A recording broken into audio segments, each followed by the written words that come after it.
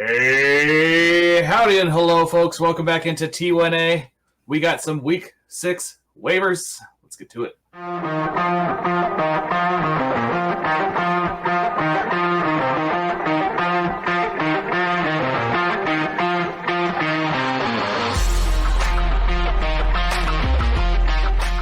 Welcome in, y'all. T1A.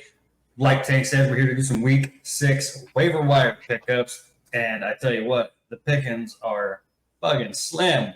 We only got 2 teams on bye this week. We got 4 last week. Yep. Yeah, big difference. Still, a lot of guys picked through. A lot of injuries have been happening.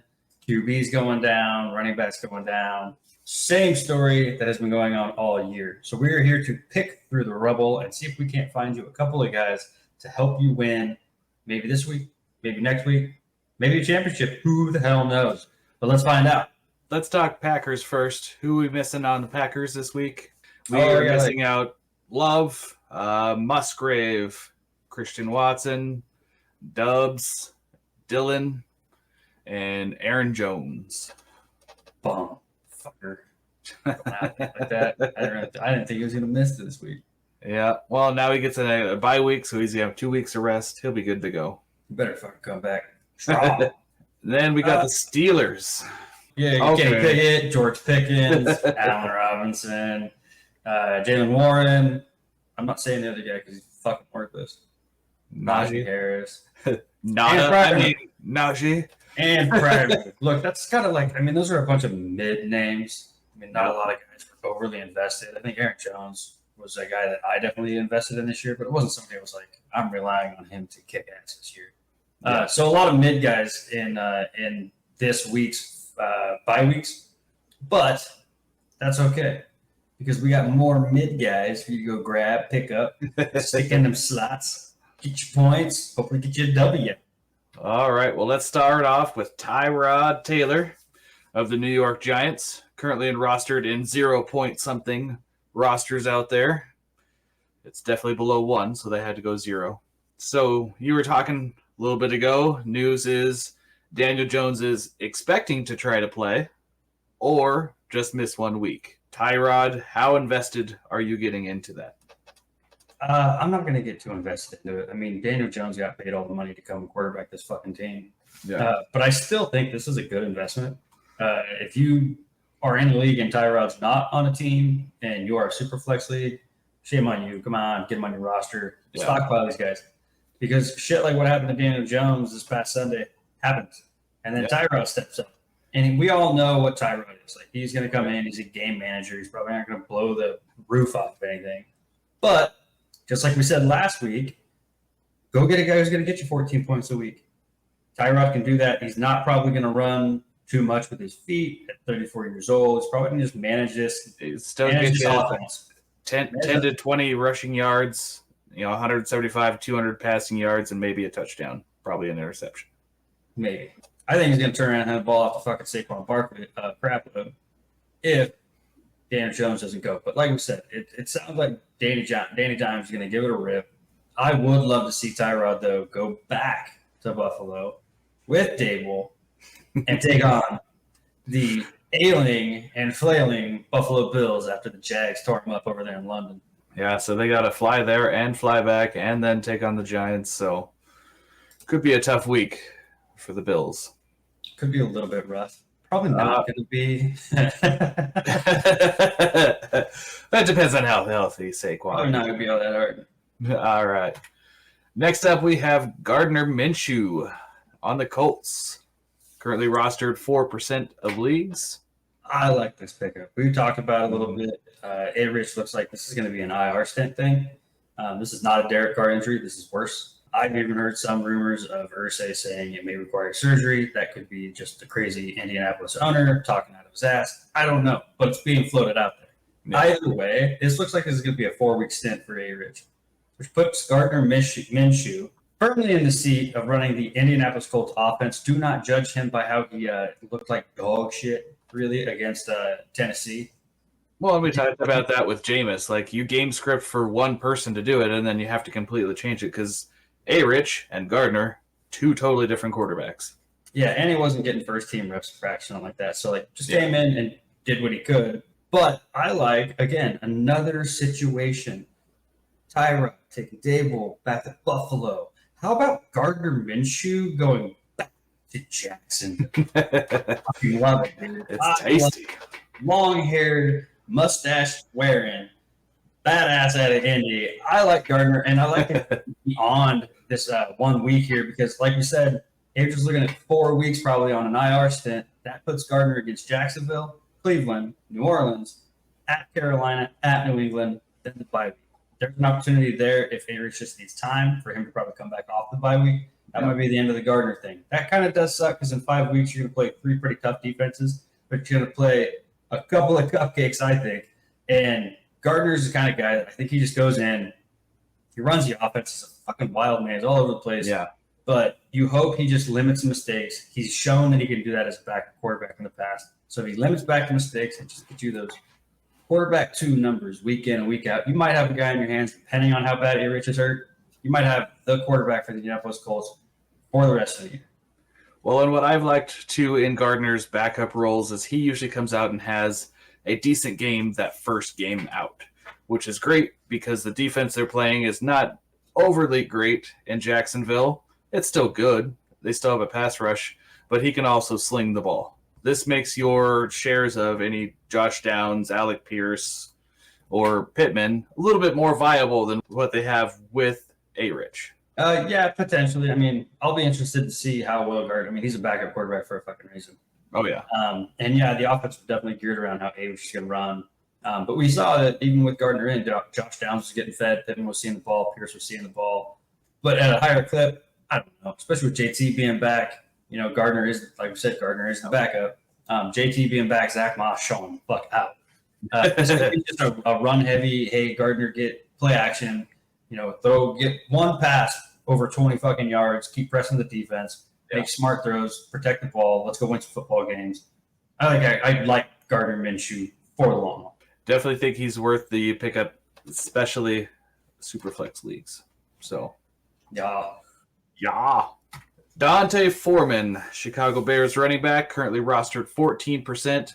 This one kind of has a little bit of an asterisk up there because we've got some other players we wanted to mention as well.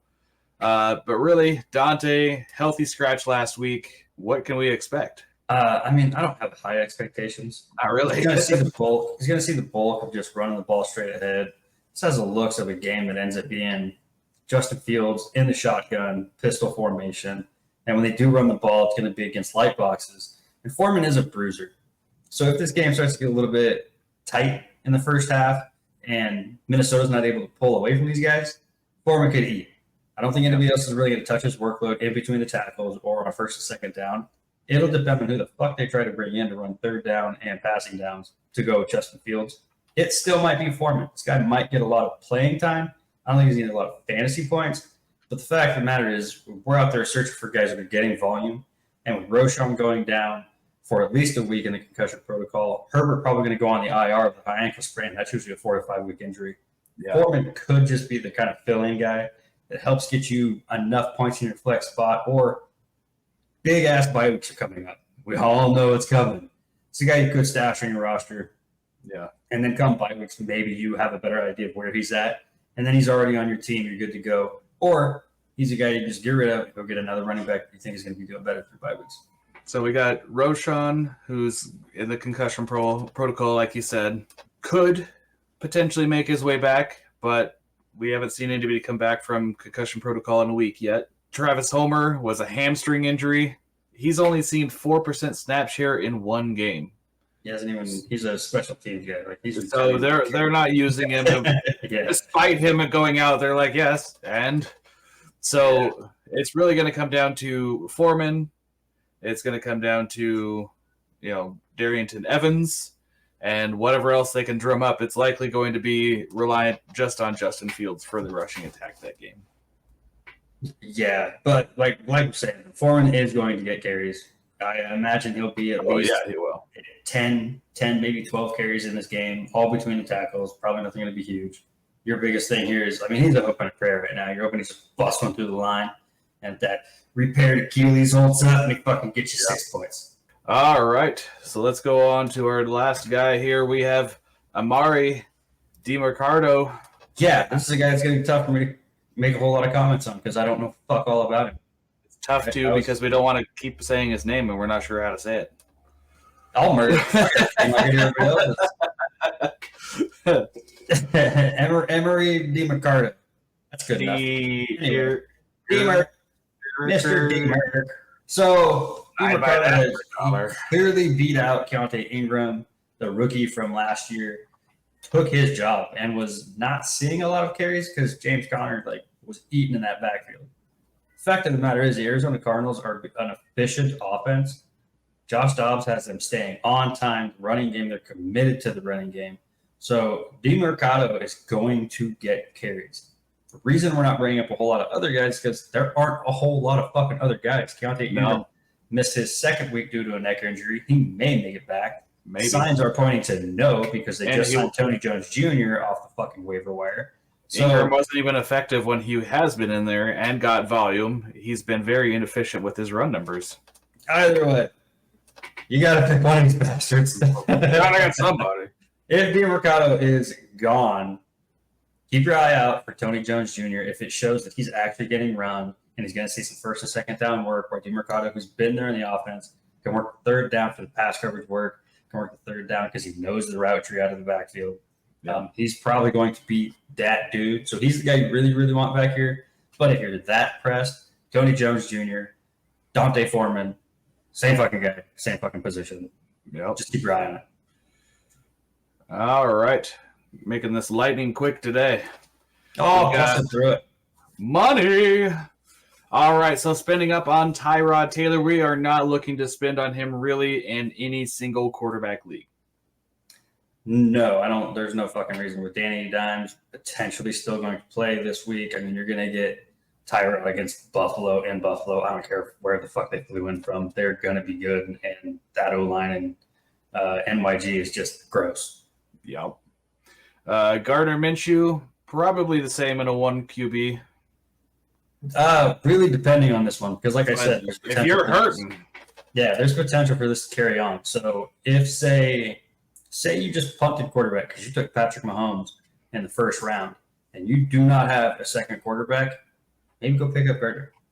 Yeah. Right? See how it matches up. Maybe he fits a good matchup on a bye week that Mahomes has. I don't fucking know. But I'm in a 1 QB. I ain't spending shit. Now, in a super flex league, we're talking a different story here. Yeah. And I'll mention this too about Tyrod too in super flex leagues. You're probably not going to get him this week because of the news coming out about Danny Dimes and what happened to him. The fact he's hurt, the fact that he's not 100%, that he will play, the fact that he isn't 100% as is because he just got a bell run. You're probably not going to get Tyrod for cheap, but be smart about it. If you are a rebuilding team and you need to go get some kind of recouping piece in dynasties, go get Tyrod. Spend a little bit of money on him, go get it. Yeah. If you're not, Fab is free for most leagues. So if you can change that into draft capital, that's fantastic. Yeah. If not, don't be the guy that blows a bunch of money on him just to have him because you're just going to get disappointed, I think, in the situation. Still a good guy to have. You're a Danny Dimes owner, probably going to get him, maybe pay up a little bit more, but at your discretion on those. Now, with Gardner, though, I'm willing to put a little bit of money on this because this looks like a situation where you're going to have an extended starter. So if I have a guy on my bench that's putting up points for the next 5 weeks and then all of a sudden the guy that he's replacing comes out and needs surgery, or before then we find that out, whole different situation. So go ahead and drop a little bit of bag in Gardner Minshew if you have the money. I'm saying 25% of a $100 budget, $25 if you have $50 left. You're probably going to make this move because in a super flex league, I want those quarterbacks for the rest of the year, especially the way it's going this year. Well, and we still don't know the final on the injury. So this could be 3-4 weeks, kind of what we were talking. If it goes 5 to 6, well, if it goes 5, it's going to go 6.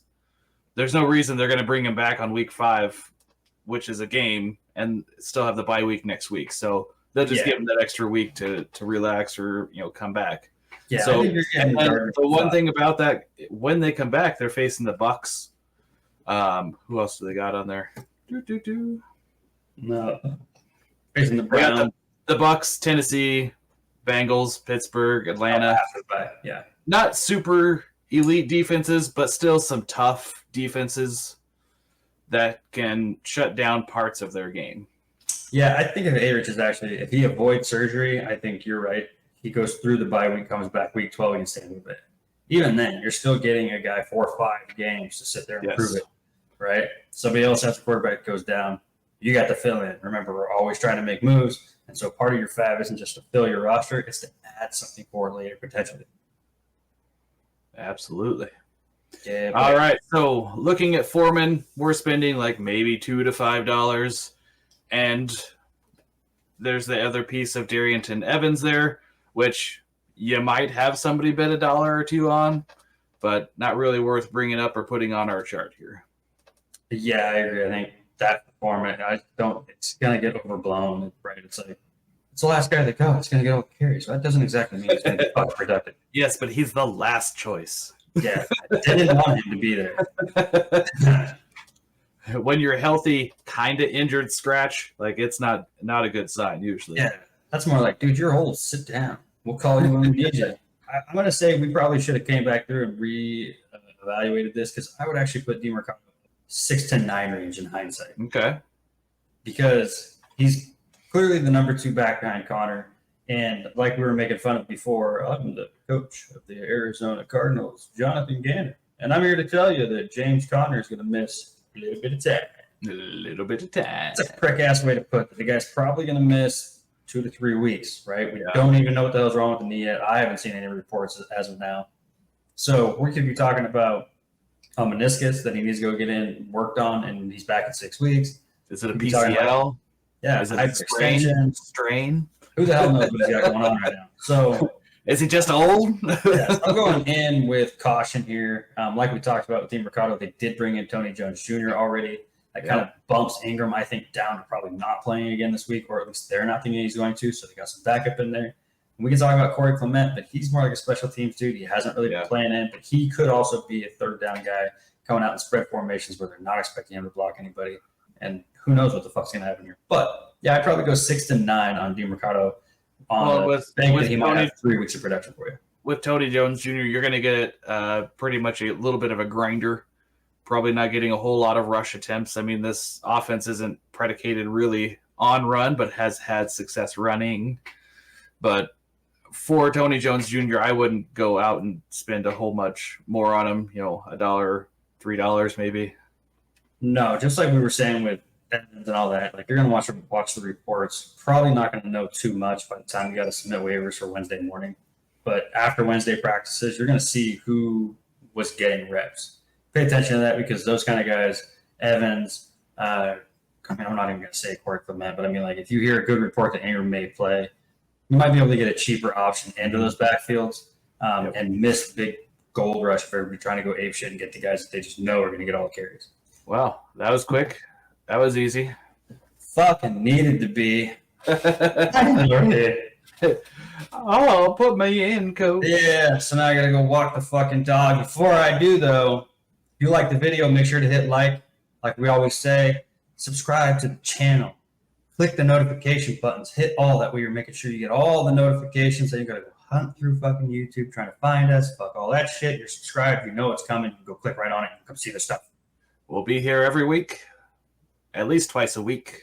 Tip your waitress. Like water, my friends. Have a good one. Goodbye. Bye-bye.